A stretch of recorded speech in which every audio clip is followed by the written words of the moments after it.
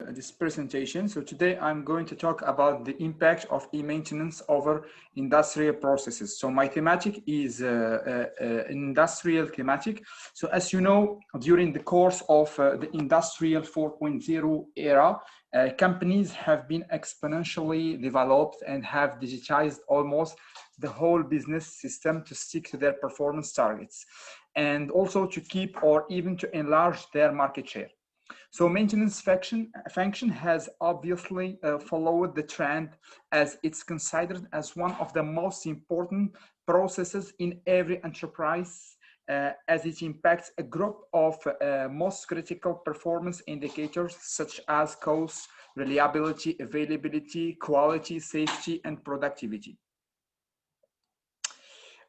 E-maintenance emerged in early 2000 and now is a common term in maintenance literature, representing the digitalized side of maintenance, whereby assets are monitored and controlled over the internet. And so according to literature and according to many papers that has been processed during this research, e-maintenance has a remarkable impact on maintenance KPIs, and it aims at ambitious objectives like zero downtime, for example. Well, so that was just kind of a global presentation, and now let me move to walk you through the talking points. So firstly, I'm going to talk about some numbers and figures. Then I'm going to show you some different maintenance strategies, and by next we are going to talk about classic maintenance and the deficiency of its image nowadays. And by next, we are going to handle maintenance fundamentals KPIs, then a new way of thinking, which is going to introduce us to e-maintenance. First, we're going to start by various definitions, and by next, we're going to move to see which are the technologies used in this e-maintenance. And finally, I'm going to close this presentation by our upcoming work.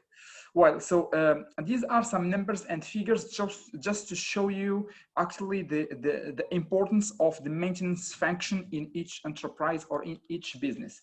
Well, so maintenance has become one of the major influencers towards strategic objectives of companies in today's extremely competitive markets. Some results, for example, as you can see at your left hand, some results have shown that maintenance activities could range from 15% to 70% of the total production cost, which is very important. Next, the cost of maintenance is considered as the second largest cost after energy expenditures. And as an example, in the United States, the maintenance cost has tripled in 10 years to reach $600 billion in 1989. So this is just to show you the trend of maintenance costs in the industry. And finally, one more important figure related to the product's price structure that considers that maintenance operating costs value up to 28% of the product's global cost. Well, so these figures have been presented only to show you the importance of the maintenance function inside every business. Well, so now I'm going to tell you something about maintenance strategies. So as you know, the maintenance process is a set of required activities to keep an asset at maximum availability. So these activities are mainly carried out to certain maintenance strategies. And in the past, as you know, maintenance had been based mainly on corrective operations, which are in your left hand. So corrective maintenance, we can split it into curative maintenance and palliative maintenance. And as you know, corrective maintenance occurred in the early industrial days spontaneously when the maintenance belonged to a production process and was also known as the firefighting or emergency maintenance. Corrective maintenance is mainly carried out after the failure. At the opposite, preventive maintenance, which intends to reduce the likelihood and the probability of failure or the degradation of functioning of an equipment. So the preventive maintenance is divided into TBM, which is time-based maintenance, CBM, which is condition-based maintenance, and finally the predictive maintenance. So the first one and the second one, I'm going to give some small definitions about them. So the TBM, or the time-based maintenance operations, are mainly carried out following a pre-designed schedule rolled out by the maintenance engineering team. Whereas the CBM, which is the second one, a condition-based maintenance, here we are going to watch out machine parameters using sensors like vibration, temperature, or even pressure. So in other words, preventive maintenance operations are carried out before failure. It's also considered as a double-edged weapon because it prevents failure and downtime. This is the positive side, but there is a negative side, which is some good parts are replaced even if their state is good and there is no damage over them. So by next, the third strategy is called the design out maintenance. Sorry. So the design out maintenance is acting proactively, as its name indicates, by focusing on equipment design in order to eliminate the root cause of maintenance. DOM, or design out maintenance, makes the maintenance easier in the life cycle of the product. We can even say that DOM, or design out maintenance, enhances one of the most important maintenance parameters, which is the maintainability. And finally, we can find as a strategy the TPM, which is the total productive maintenance. This strategy is aiming to mutualize between production teams and maintenance teams, and it aims to outsource some small level, or some, the first levels, the first maintenance levels to production stuff, like cleaning, greasing, oil change, and other activities. You have to know that maintenance strategy choice is a crucial phase to every organization, and it has a direct impact on business results and market share. So, for example, here, Pinjala in his paper has discovered a true correlation between the business and maintenance strategies. So his survey over more than 150 companies in both Belgium and the Netherlands has indicated that the quality of competitors have more proactive organization structures when compared to others. Means that all competitors, all the companies which are doing well, they have better planning and control systems, decentralized maintenance organization and structures when we compare them to others which are not doing well, talking about business, of course.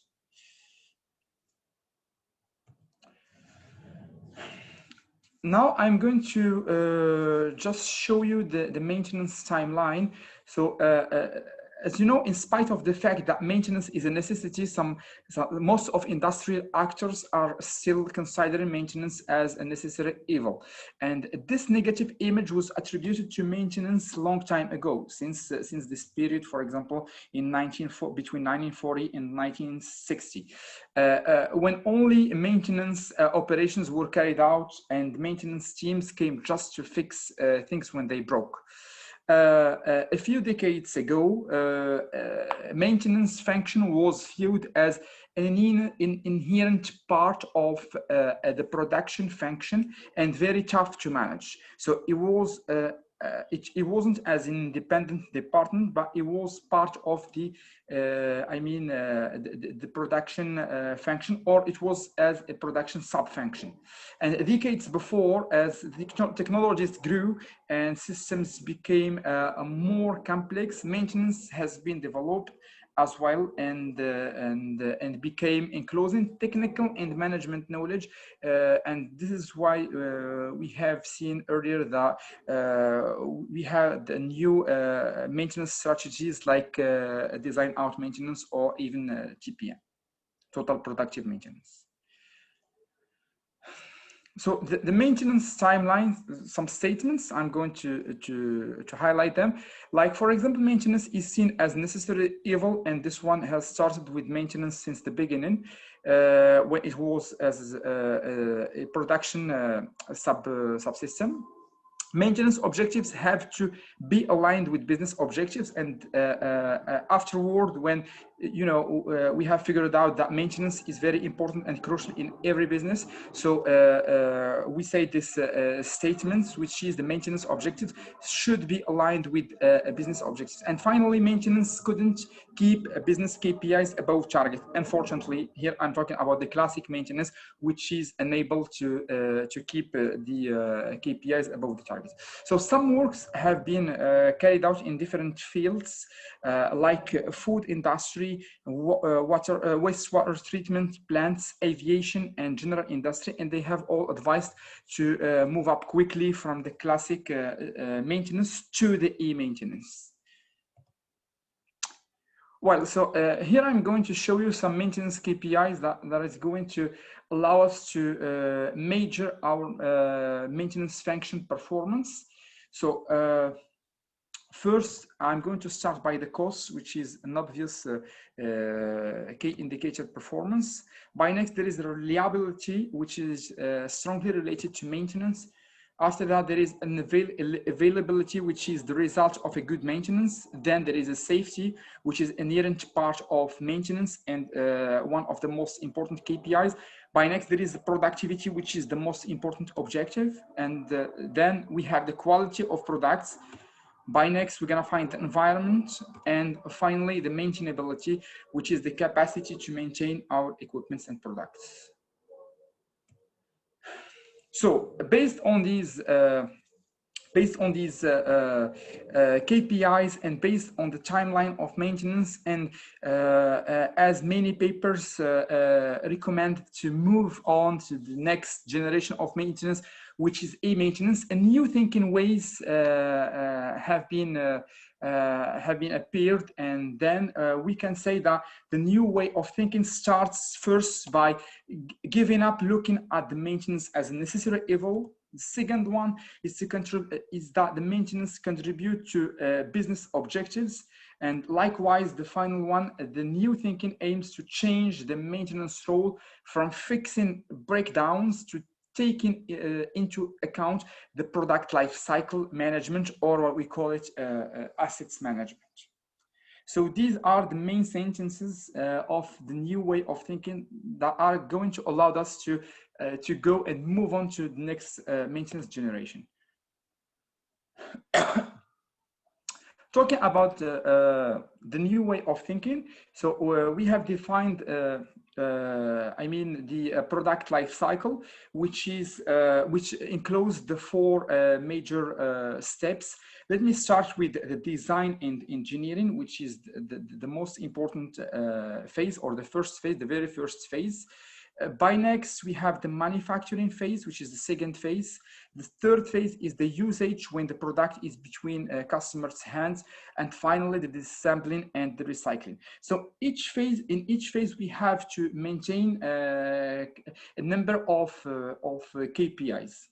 So the objective won't be producing efficiently anymore, but it will be sustaining the equipment usage as late as possible while preserving equipment characteristics in terms of its availability, reliability, safety, costs, productivity, and products quality. Well, so for example, during the first step, we have to watch out that maintainability, reliability, and durability are really ensured.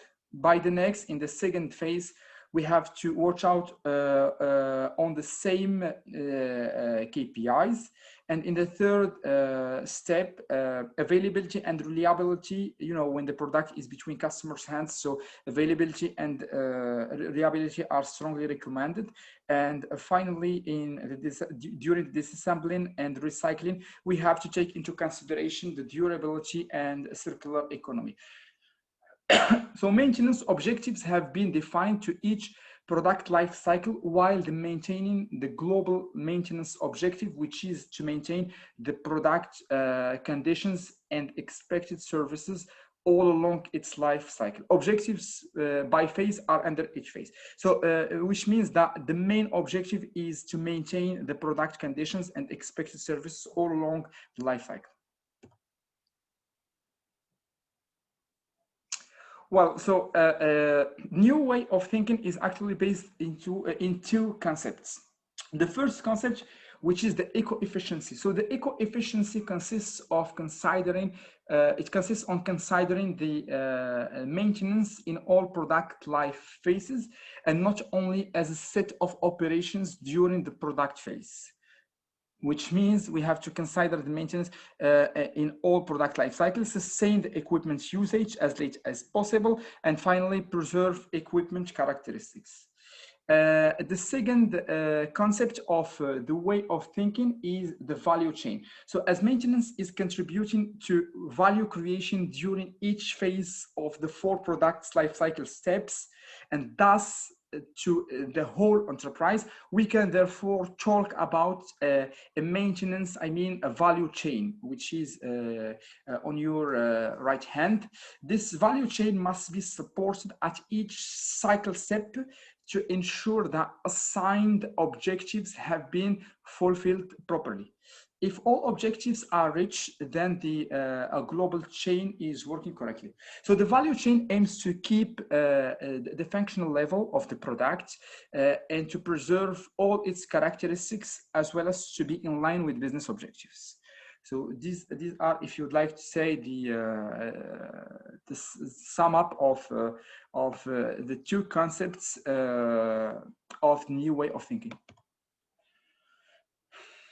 Well, now I'm going to move to e-maintenance, and the first question, what they think. So e-maintenance has different explanations and different definitions. So for example, the mtonline.com considers that e-maintenance is a network that integrates the various maintenance and reliability applications together and collect, then deliver asset information when needed. Unlike Harvard University, considered the E of e-maintenance as an excellence or efficient, whereas the thisworld.net consider that e-maintenance is a maintenance management concept whereby assets are monitored and managed over the internet. So after these three definitions, different definitions, or after these three controversies, what would be the real e-maintenance definition? So actually the e-maintenance definition is simply what we call the tele-maintenance or the tele-maintenance principles added to data services, web services, internet, extranet, and IT systems. And if we do this summation, we're going to have the e-maintenance at the end. So e-maintenance relies on intranet, extranet, internet to process its in and outputs.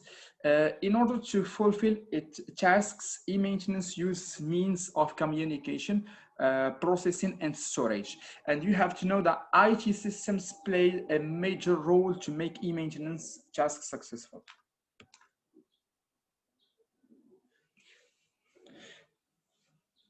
Here we are going to talk about the different technologies used in the e-maintenance. So in reality, e-maintenance gathers all kind of industry 4.0 technologies. Means that all the new technologies like IoT, like MES, and all the new technologies that we are going to see in the upcoming slide, they are linked, which are linked to industry 4.0, could be applied to maintenance 4.0 or e-maintenance. Nonetheless, some are with a big impact, and the others are with no impact, or they are impactless. So, for example, Mr. Rouad, through his survey, he has classified these technologies and their impact over maintenance function. So, in the following table, in the upcoming slide, all technologies are classified depending on their impact degree. Well, so this is a list of different technologies related to Industry 4.0 or new era of industry. And now we tried actually to apply them to maintenance, and we have deducted the importance of the impact, as you can see on your right hand. So, for example, with a very important impact, we can identify the machine-to-machine communication, which is one of the Industry 4.0 tools that could be used in the maintenance or the e-maintenance. Then we can talk as well about virtual and augmented reality. With less impactful impact, but it is still elevated, we can talk about the enterprise resource planning, which is the ERP, and the cloud technology. And then with the normal impact, we can find, for example, the MES, the Internet of Things, the RFID, and others. And with weak impact, like 3D printing and for example, big data analytics. So it means that all of these tools of Industry 4.0 could be applied in the e-maintenance, but with different impacts. Well, so to end up this presentation, I'm going to tell you some about our upcoming work. So our upcoming work will be kind of, our next step will be an empirical study targeting 2 different countries.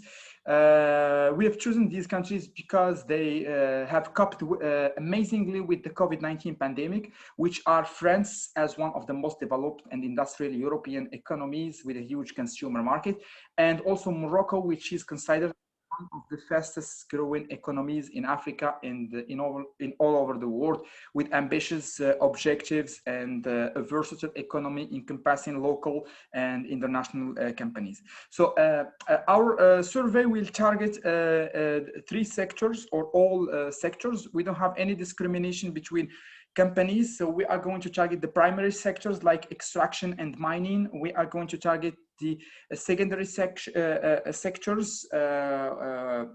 which the main activity is based on transformation or manufacturing, and also the tertiary sectors like services and sales.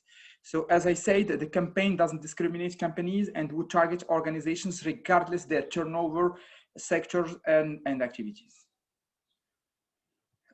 So the questionnaire, here I'm going to just give you an idea about the questionnaire that will be sent to all companies. This questionnaire will refer to the organization of maintenance department, still in the context of reducing the probability of degradation or failure, for example. It will consider the techniques and the strategies of maintenance used. Either we have preventive or corrective, or even we can use the TPM or other new strategies. The new technologies used, whether these companies are using like IoT, MES, and other new technologies. And also we are going, of course, to have some information about the business, but we're gonna know based our, like a survey over these figures like turnover and market and customers, but just, to categorize our companies or our targets. And finally, budget and finance, because it's also a very important thing to take into consideration. Well, to conclude, so let me say that e-maintenance is a philosophy and not a technique nor a platform. So, so all Industry 4.0 tools and means could be used in e-maintenance.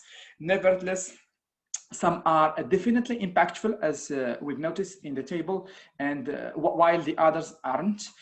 Maintenance shouldn't be as a necessary evil, but it should be considered as a value stream that starts and takes place even before the product's manufacturing. I mean, in all the steps of the product life cycle. And finally, let me say that our survey that we are going to launch closely. So their results come soon, and we'll refer to the current paper to complete this prior work based on literature review. Thank you so much for your attention, and I yield the floor back to the chair.